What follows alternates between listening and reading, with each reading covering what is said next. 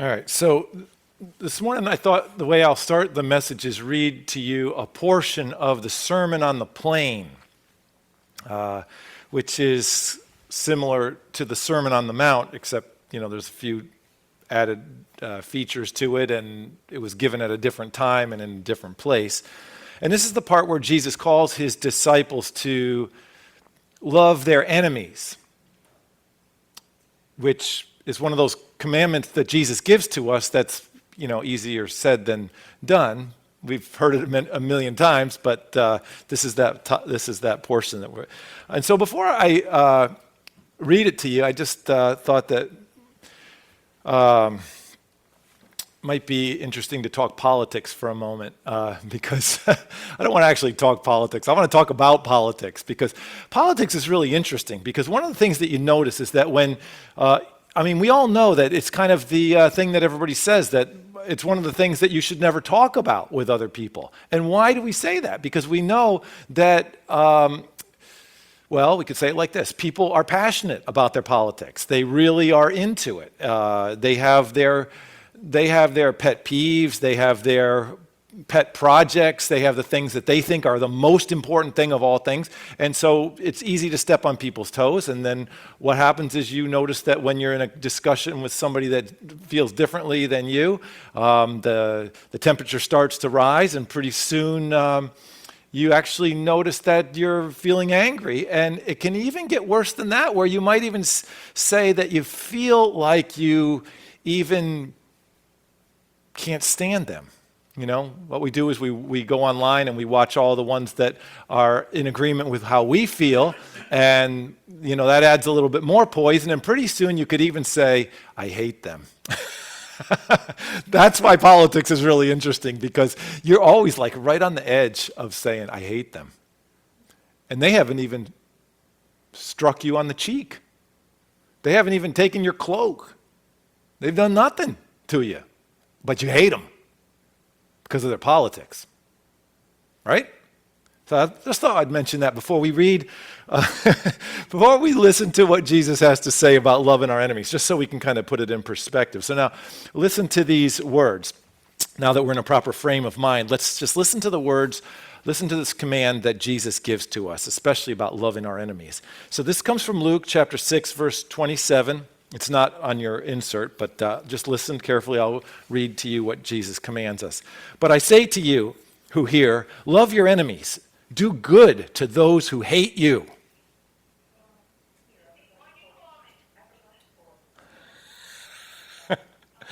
Carol, turn it off. You shouldn't do that. Okay, so let me do it again. But I say to you who hear, I love your enemies. Do good to those who hate you. Bless those who curse you. Pray for those who abuse you. To the one who strikes you on the cheek, offer the other also. And from the one who takes away your cloak, do not withhold your tunic either. Give to everyone who begs from you, and from the one who takes away your goods, don't demand them back. And as you wish that others would do to you, do so to them. If you love those who love you, what benefit is that to you? For even sinners love those who love them. And if you do good to those who do good to you, what benefit is that to you?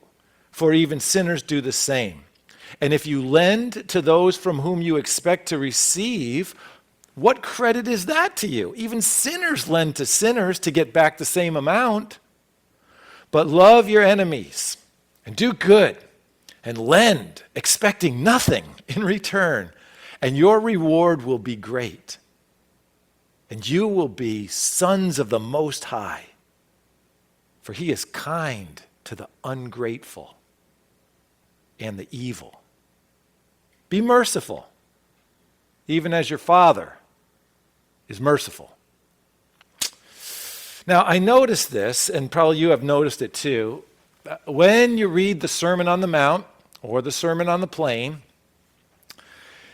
it's almost our default mode to sort of treat it like a checklist. So all the time that we're reading it, we're sort of secretly asking ourselves the question, am I doing this? Am I already doing this? How am I doing? If the Sermon on the Mount was a test, would I be getting an A?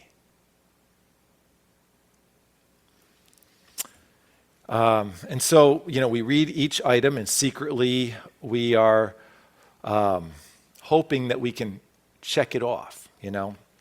Is this something that, our goal is we want to say, yeah, that's something that I'm sort of already doing. So I can, it's something I've been doing from my youth. I've always been that way. I've always been that kind of person. And so I can put a check next to that one. And, that's the way we kind of tend to want to read it. That's sort of human nature that wants to sort of go through the commands of Jesus and see if there's some little something that we can look, as we scan our life, is did I do anything that was decent that I could maybe count that and say, put a check next to it, and then I could move on. That's sort of our natural default mode of how we tend to want to read the sermon of Jesus. But of course, that is not the way to read the Sermon on the Plain or the Sermon on the Mount. Because if you do that, basically you're going to say, all right, the whole point is just don't read this too carefully. Like, don't read it too seriously. Don't really pay attention to what it's saying. Just kind of skim it. Say to yourself, I'm already doing it, and then move on to something that's a little more manageable. But that's absolutely not the way to read it, right? Am I right? We can't read it that way. Instead, when you read the Sermon on the Mount, this is how you listen to a sermon. You focus all your attention on the one who is giving the Sermon on the Plain. That's the secret. That's the key. Focus all your attention on Jesus. Put all your heart's attention on him.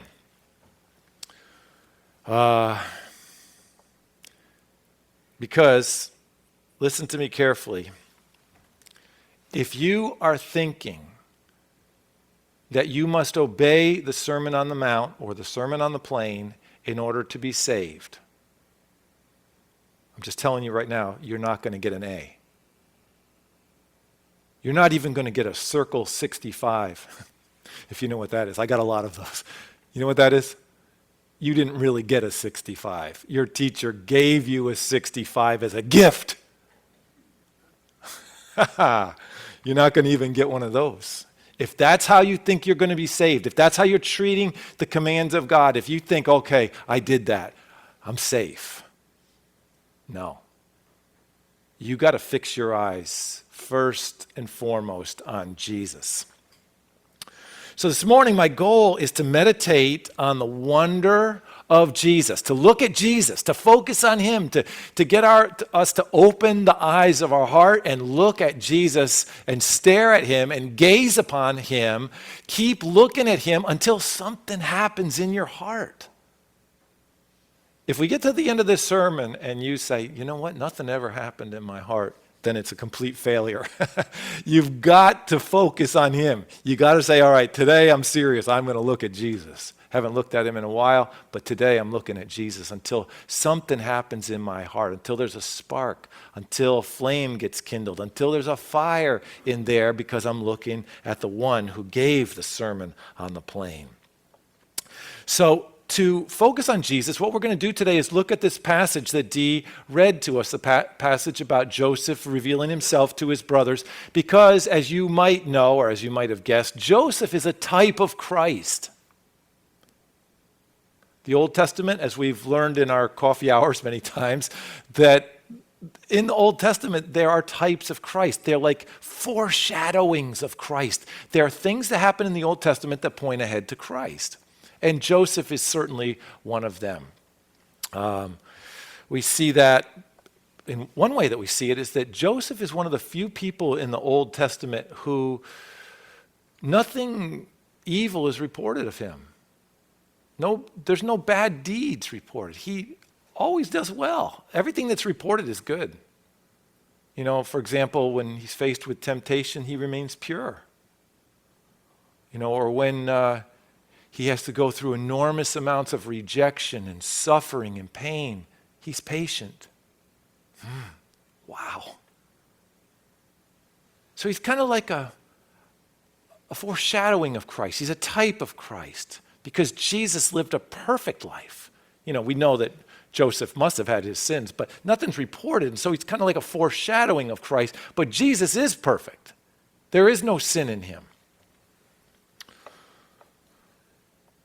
The other place that we see it is when Joseph says to his brothers, go and tell our father that God has made me a father to Pharaoh. Now that's a very interesting line right there because those are not just random words, that's scripture.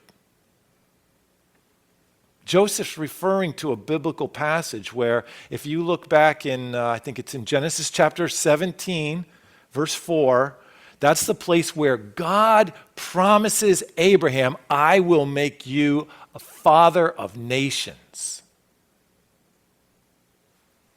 That's Abraham. That's Jacob's grandfather. So Joseph is telling his brothers, go back and tell Jacob that God has made me father of Pharaoh. I'm in charge of it all. I'm in charge of Egypt. I'm in charge of a nation. Go report that to Jacob. Essentially, he's saying, tell him it came true. I'm a father to Pharaoh. He's a type of Christ. Unbelievable. Folks, the authority given to Joseph is absolutely mind-blowing to his brothers. They're stunned into silence. They cannot believe that this is their brother in charge of a nation. Can you imagine if that happened to your brother? What? You're in charge of Russia? How did you do that? Well, folks, hopefully the authority given to Jesus is mind-blowing to you. When you stare and look at Jesus, it blows you away. Folks, your job is not to lie your way through some checklist and say, I'm already doing it, I'm pretty good already. Your job is to stare and wonder at the greatness of Jesus and stare and wonder at the mercy of Jesus. Like the brothers staring at Joseph. Get a glimpse of it. Get a grasp of it. This is who Jesus is. You are standing before Jesus. Look at the authority that has been given to him. What authority has been given to Jesus? How did Jesus put it? All authority in heaven and earth has been given to me. Fall on your knees in wonder before the one that's in front of you, Jesus. So the first thing that we notice now about the story is simply that the brothers of Joseph are dismayed at his presence. So I'm going to read to you again verses 1 through 3. Listen to this. Then Joseph could not control himself before all those who stood by him. He cried, make everyone go out from me. So no one stayed with him when Joseph made himself known to his brothers. And he wept aloud so that the Egyptians heard it, and the household of Pharaoh heard it. And Joseph said to his brothers, I am Joseph. Is my father alive? But his brothers could not answer him, for they were dismayed at his presence. Now, this is so productive to just take a moment and linger here for a minute and simply ask ourselves the question, why were they dismayed? That's always a good question when you're reading the scripture. Just try to put it into words. All right. Why were they dismayed at the presence of their brother Joseph? Folks, they are dismayed because they are the most despicable human beings on planet Earth. Have I said it too strongly? No. What they have done is unconscionable. They sold their own flesh and blood for a few pieces of silver, and then lied to their father and said an animal ate him, plunging their father into the depths of sorrow for the rest of his life. They don't care one thing about what happens to Joseph. Never made any attempt to try to find out what happened to him. Nothing. They are above all people the most despicable. They don't have the right to be called human beings. They're monsters. And they are dismayed because all of their wickedness has come up and been displayed for the whole world to see. Folks, there's no greater stage than this. Who's listening? The whole house of Pharaoh. This is primetime TV, 6 o'clock news. Your sin is scattered worldwide in front of all people. They're stunned and dismayed into silence. And this is what is essential to see. If you're ever going to look with wide-eyed wonder at Jesus, you have to see this, that what we're looking at here is actually an accurate picture of ourselves. You are the betrayer. You're the one who took the money. You're the one who lied. You're the one who said, I don't care if he lives or dies. Now somebody might say, oh, well, wait a minute, I never betrayed anybody into slavery. Well, folks, maybe by God's grace you were spared of that particular treachery.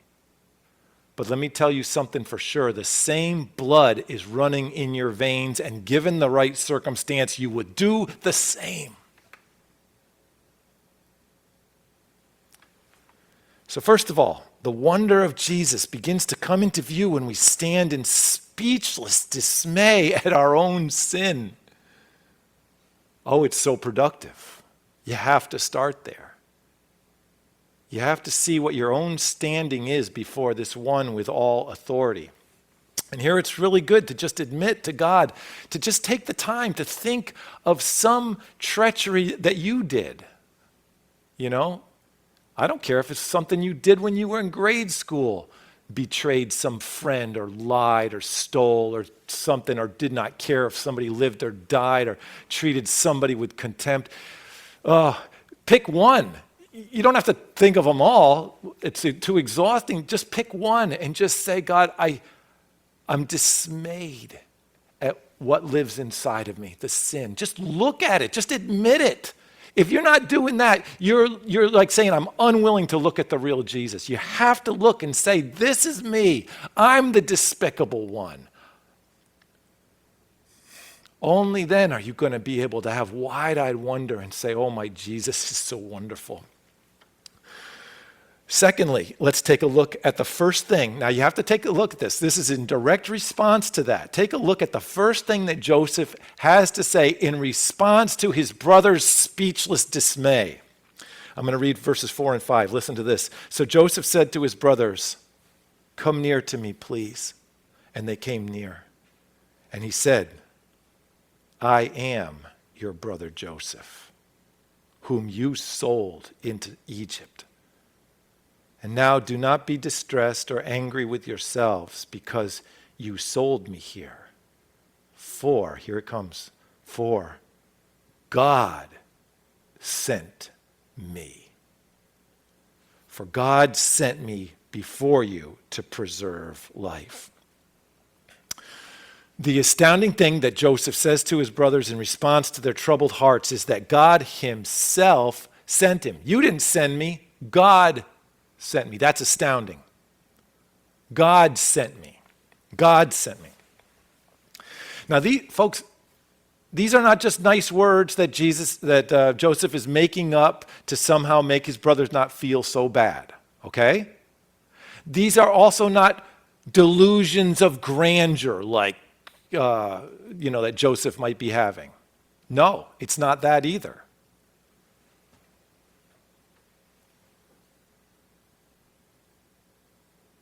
Joseph is explaining to them the ultimate reality. Now, I want you to just picture them for a moment, petrified with dismay. Picture the brothers petrified with dismay. And the full weight of condemnation is upon their shoulders. They're guilty of the most despicable of crimes. And what comes out of the mouth of Joseph and to their ears, but this news that in fact, it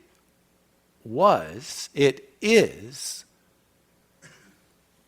God. It actually is God who sent Joseph to Egypt in order to fulfill God's plan. Now, this is what I want you to remember. Remember that when they go home, they have to tell their father everything, don't they? They have to come clean. I don't know if you've ever been in a situation like this where the truth finally has to come out. There's no other way. There's only one way. The truth that you dread, the truth that you want to keep hidden forever, nope, it must come out. That's what has to happen when they get back to the Holy Land, back when they get back to Canaan. That's what's going to have to happen. They know, just like you did, just like I did, that you're going to have the conversation, right? Where you are going to say, now, Dad, maybe you'd like to sit in this chair right here, right? That kind of conversation. Can you just sit down? They know I am going to have to tell him what I did, what we did. And so therefore, just like you are thinking, what in the world am I going to say? How am I going to word that? What am I going to say? This is already what they are thinking about. Your mind is like traveling at the speed of light. What am I going to say to my dad when I get there? So when Joseph says to them, folks, when he says to his brothers, listen to me, let me tell you what just happened here. They're all ears. Essentially, they're saying, okay, little brother, we're listening. Please tell us what just happened here, because these words are going to be very valuable when we get home. Tell us what just happened. And Joseph is saying, now listen very carefully, because I am going to tell you exactly what just happened. God sent me here to save you. They're going to need that. Those exact words are going to get repeated in a few short days when they get home. Now,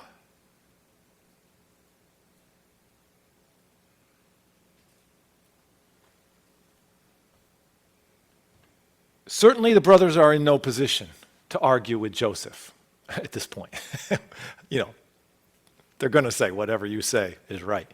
But just in case there's any shadow of a doubt left in their minds, like, was this really God or wasn't it really God? When Joseph says it was God that did this, he's not just speaking that into a vacuum, because God has already been telling the brothers that God is using their brother, their younger brother. If you remember, God gave Joseph dreams where his brothers were going to come and bow down before him. like in worship. Bow down to him in honor. Now, we can just about picture the scene, right? When Joseph told the dreams. He obediently told them. The Bible doesn't even say that he was being a jerk about it. He just reported it. I had a dream. And in my dream, you came and bowed down to me.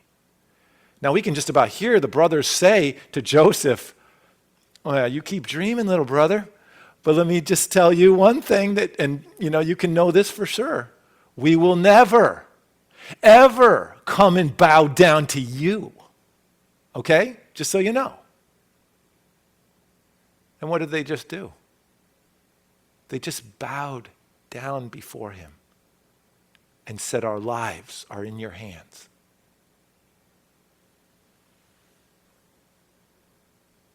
So when Joseph says it's God, there's already evidence. They have something to talk about with their father.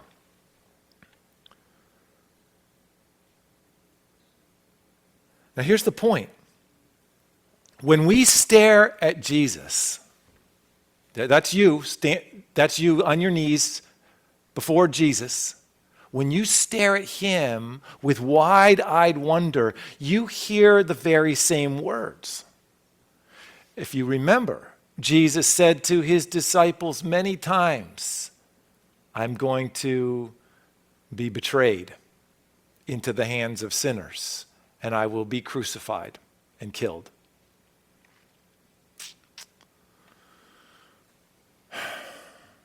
And then he said to his disciples, and even you will deny me and desert me. Not one of you will be left. And then he says this. So listen to this. John chapter 14, verse 29. Listen to this. And now I have told you before it takes place, so that when it does take place, you may believe. All right, Jesus just wants us to know. The key to all our hope is to see that this is the Lord's doing. It is marvelous in our eyes. That's what Phyllis read to us this morning from Psalm 118. The stone that was rejected by us has become the cornerstone. We didn't think he was anything. That sinful human blood in us totally discounted him, disregarded him. But he turned out to be the cornerstone. And now we find ourselves on our knees. And he's saying, I told you in advance so that you would now believe. All right? So when you look, our primary responsibility as a child of God is not to fulfill a checklist. Instead, it is to gaze in wonder at the mercy that God himself has provided and be blown away. In other words, God's grace is greater than my sin. My sin is horrendous. It's horrible. But this is the good news. His grace is greater than that. And that's why we are able to stand. That's why we are able to have peace, because we know that grace is greater than our sin. Our sin is bad. It's terrible. It's the worst. It can't get worse. And yet, God has mercy on you. Now, lastly, the last thing I want to draw your attention to in the passage is simply the fact that Joseph says that the reason that God has done this, there's a reason, and that is to save life. Not only do the brothers discover that it is actually God who is at work in all of this, not only do they discover that their sins have been forgiven, their sins against their brother are forgiven, but they discover that the problem is even worse than they ever imagined. The famine has only just begun. 2 years. 2 years of a dreadful famine, and they just found out, that's just the tip of the iceberg. 5 more years are coming of famine. In other words, their lives are hanging by a thread. But God has sent their brother ahead of them to provide for them everything that they will need. And folks, this is God being true to his promise that he made to Abraham, that he is going to bring salvation to all the nations through who? Through Abraham and his descendants. Well, who are his descendants? The 12. The 12 tribes, the 12 brothers that are standing right there in front of Joseph. And as you know, God takes this small band of people, his chosen people, and he provides for them. At the moment when their lives are hanging by a thread, they are so fragile, such a tiny little group, ready to be snuffed out by 7 years of famine. God says, no, I have made my promise. The nations will be blessed through these 12 sons.